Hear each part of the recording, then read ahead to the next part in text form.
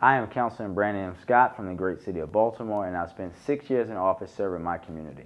I was deeply humbled when the Young Elected Officials Network, made up of more than 1,000 elected officials across the country, asked me to join America's Cabinet as Secretary of Housing and Urban Development as we provide our take on what a cabinet that serves all Americans should actually be doing to help America live up to its promise.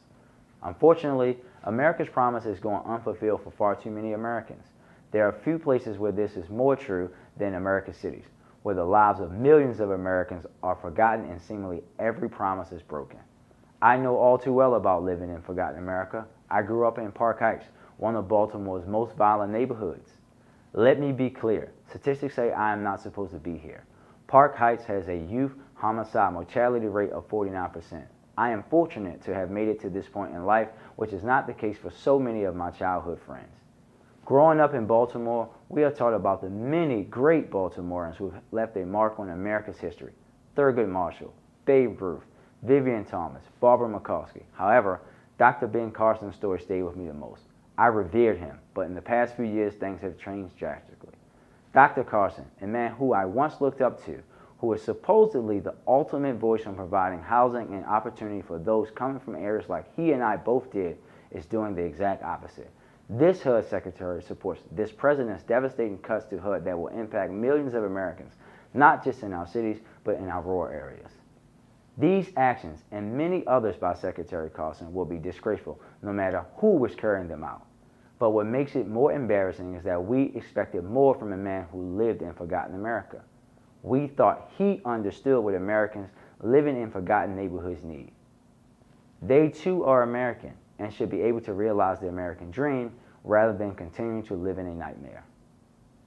We are at a critical point in our country's history, and our government must recognize that in this moment we must find ways to uplift all Americans, especially those most in need. How would our cities improve if the National Department of Housing and Urban Development had a strong focus on helping to reduce violence and recidivism in a non-traditional way, such as connecting families in public housing, especially those with returning citizens in them, to family strengthening and training programs that guide families to be stronger and economically successful. HUD can also support the creation of employment opportunities for public housing residents through funding that encourages partnership with unions and other organizations receiving contracts to complete work at public housing facilities. This should be done through a partnership between HUD and the Departments of Justice and Labor to focus on those returning home to public housing from the justice system in order to have the greatest impact. Instead of trying to police our way out of the problem, imagine HUD allowing cities and organizations to use federal funding for public health approaches to reducing violence in public housing neighborhoods. Programs that use individuals formerly involved in committing violence to reduce violence in their own neighborhoods have outstanding results.